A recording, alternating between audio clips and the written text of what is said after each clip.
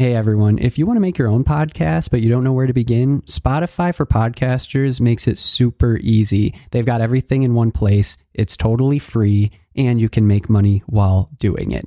Here's how it works. Spotify for Podcasters lets you record and edit podcasts right from your phone or computer, so no matter what your setup is like, you can start doing it today. Then you can distribute your podcast to Spotify and pretty much everywhere else podcasts are heard. Video podcasts are also supported, and you can even conduct polls and Q&As. With Spotify for Podcasters, you can earn money in a variety of ways, including ads and podcast subscriptions. And best of all, the platform is totally free. No catch, totally free. When I wanted to start my own podcast, I did not know where to begin, and I didn't think it was even possible.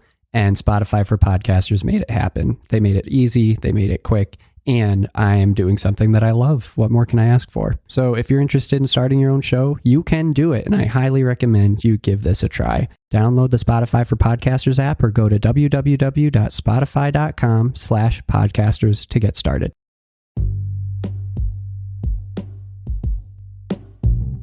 Hey everybody, what's up? Welcome back to another episode of Everything Kratom, the podcast about anything and everything Kratom.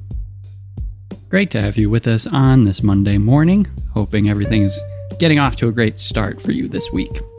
And just as a quick reminder, make sure to check out the link that goes to Happy Hippo's website in the description of this podcast and use the coupon code EverythingKratom. You can get a nice little discount there. Okay, so hopping into today's episode, I was thinking about athletic events, and then I was thinking about the Olympics, and then I was thinking about sports. I was thinking about all of those things. And one of the questions that I've always had ever since I started really thinking about Kratom was, what is the future of Kratom with regards to the athletic world? And more specifically, what is going to be the future of its legality there? Because I know that a lot of people do use Kratom in certain ways to help them, with energy or endurance or whatever it may be, and that is a self-reported benefit, and that, obviously one cannot say for certain that Kratom helps with certain things because it's not an FDA-approved substance. So there's only so much that one can claim Kratom is good for. I'm not going to get into that today. I don't really think that I'm the one who can make those proclamations, right? But what I can say is my opinion on where I think the future of Kratom might lead when it comes to this sort of thing, when it comes to sports, when it comes to being used for athletic abilities or athletic events, and what should the situation be and why. So that's what I wanted to talk about today. Now, in doing a little bit of mediocre research ahead of this one, because I always try, I'll link this into the description of the episode as always, there is an article in bustle.com, and it says, what supplements do Olympians take? And it says, these are the 6 supplements Olympians swear by. And I wanted to look at Olympians in particular because I think that the Olympics sets the tone for every other country in lower level sports. I don't think that it's uniform in any way, shape, or form. And again, from my mediocre research, I found that to be true. What you can take before athletic events in different countries is different, right? It differs. But the Olympics is international. The Olympics is the world. The Olympics brings every single country together, or at least most of them, to one place to compete. And it's basically, throwing out there the bodies of the best athletes from each country to see who's on top.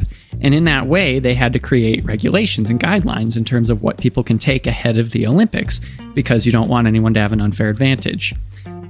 This goes into other realms as well, which I'm not going to get into, but basically I'm using the Olympics as a framework here. However, I know that it differs in every country and even in different states within the US, for instance, in some ways. But in general, let's keep it to the Olympics as a starting point.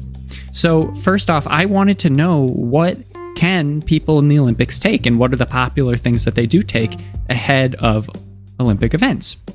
And this article that I found was something that I think that it's more or less what one might think. I've heard of pretty much all these before. I'm sure you have too, but let's just run through them quickly. creatine, number one. And this, of course, is something that I've heard a lot of people talk about taking when they go to the gym or before they are doing a workout or before, I used to play hockey. Before my friends were playing hockey, some of them would take creatine. And this is a substance that is in your muscles. It builds up your muscle. It's naturally produced during high intensity exercise. You can also get it from red meat, I believe, and seafood, but it's nowhere near the same level of creatine in those things as you would get from a creatine supplement directly. So there's that. That helps build up muscle. Then you have electrolyte supplements. And electrolytes, it says, are negatively and positively charged ions that play a super important role in your body. They help control nerve impulses and regulate your bodily fluids like sweat. And they can sustain hydration with other added fluids. The next thing mentioned is carb powders, and this is talking about things like Gatorade and Powerade, and it helps you sustain your energy through hard workouts and helps your body replenish energy stores between workouts. Multivitamins. I think we all know what multivitamins are. Whey protein. This is a popular sports supplement made from the byproduct of cheese and is packed with protein as well as 9 essential amino acids.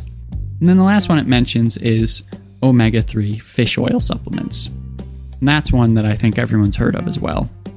So now with all those taken into account, and let's see, what are all those things doing? I mean, when you're talking about creatine, you're talking about taking something that you naturally would not be getting at that level otherwise, but you are talking about something that you naturally do get from some foods.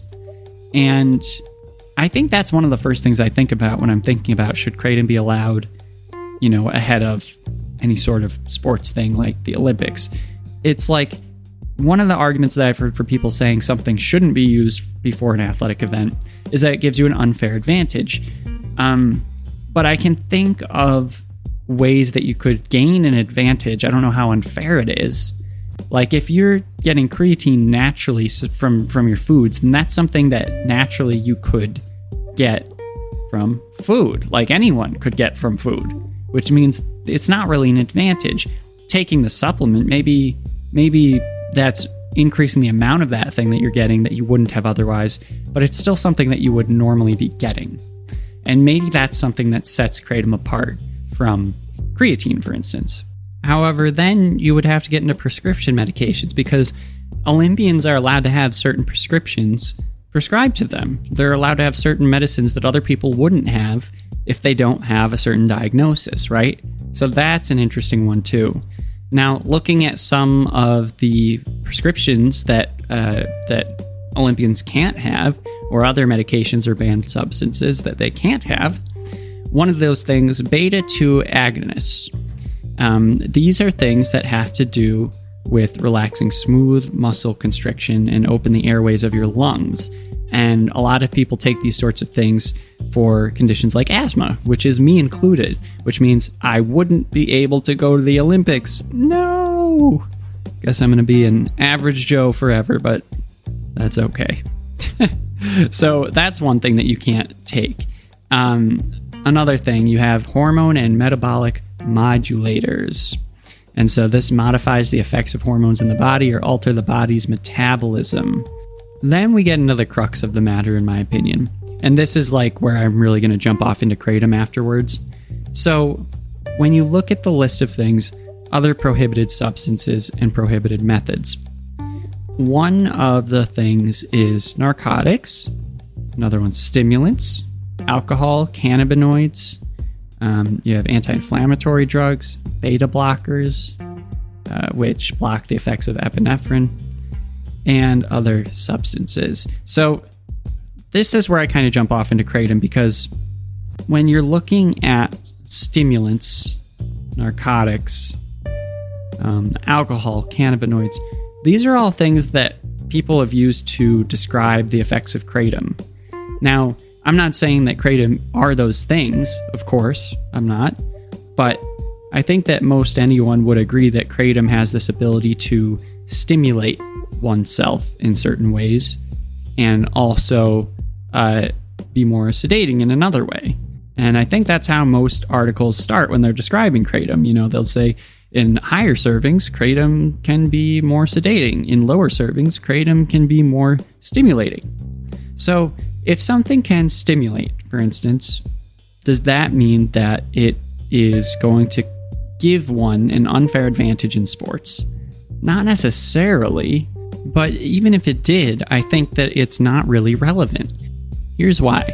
Because recently, with the Olympics that took place in Japan, there was this whole slew of articles talking about how, people were like, oh, Simone Biles, the famous gymnast, wasn't able to bring her medication with her into Japan, and that's why she couldn't do the event that she was going to do.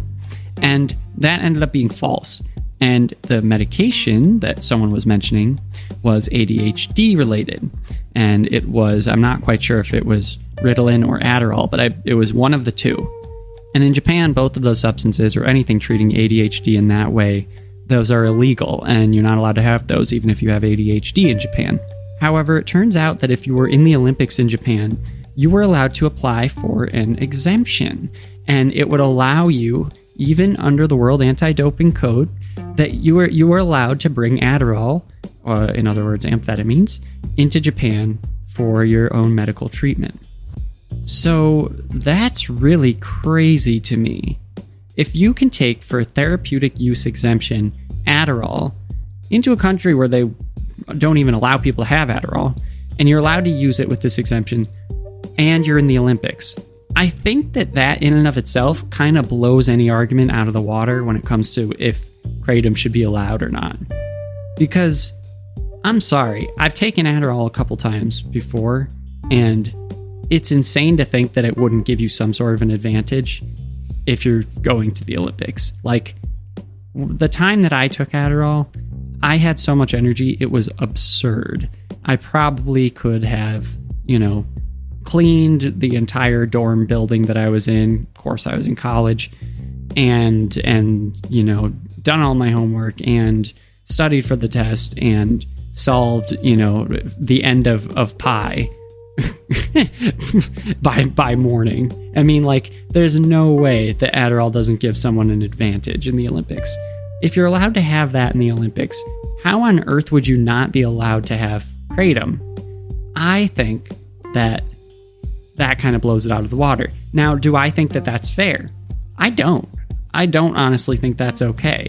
I would want to know more, and honestly, I'm not that invested in this issue, to be honest. Regulation around what substances are allowed in sports, I've never really put much energy or effort into thinking about it or caring about it. But with regards to Kratom, it's kind of made me think a bit more about it. And if I was playing against someone who had stimulants, I don't know, it would make me feel a little bit unnerved knowing that this person has a pill that literally stimulates their body. I mean, it's kind of a weird thought to me. So, can I take some green Mang Da? I don't know. I feel like that should be allowed. But I'm really not the one to talk about this. I don't have, I'm not a doctor. I don't have this medical knowledge. I've heard lots of things about how if you have ADHD, Adderall or Ritalin affect you differently than if you don't have ADHD, and that people who do have it, they're not getting this huge boost, and it's actually doing the opposite and calming them down or bringing them to earth in some way. I don't know. I do not claim to know that experience whatsoever here. So this is just coming from a very big ignoramus, and everyone should know that. But from what I could tell, it would be a very unnerving situation for me, and I would feel much better if I saw someone popping a couple of pills of Adderall before running, if I could do the same with green Mang Da, because then at least I'd have a fighting chance of not losing by a mile, but maybe 3/4 of a mile. That would be my takeaway. But, at the end of the day, it also comes down to that. What types of Kratom? If Kratom was illegal in general, but it had to have a certain alkaloid content, and it also couldn't be whites, for instance, would it still be worth it? If you couldn't use whites and greens, would it still be worth it? What if you could only use red Kratom? Well, okay, great. I'm going to be, more sedated before I do this event that you need energy for. But at the same time, that would help with pain relief. So I don't know. I think it's a bigger topic than I initially started thinking about this morning. I think this is a bigger nut to crack, and I'm not ready to do it today. So I'm going to leave it here. And sorry for it being very anticlimactic, but I'm kind of realizing, wow, there's a lot more that could go into this than I think. And I should probably give it some more thought. So I got to look into this. But it's all about the honesty, right? I want to be honest with you all. I was not prepared for this topic. There's a lot more that goes into it than I thought. And I feel like I would need to sit down and talk with someone else about Kratom and the role that it could play in sports events, and to get their opinions too. So I need to really form my opinion around this one better. Also, there's the safety aspect. I wouldn't want anyone taking Kratom and doing something that could put their life at risk. And just more research is needed, right? So let's leave it there.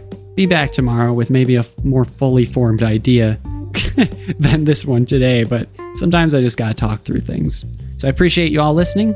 Be back tomorrow. Take it easy, everybody. Bye-bye.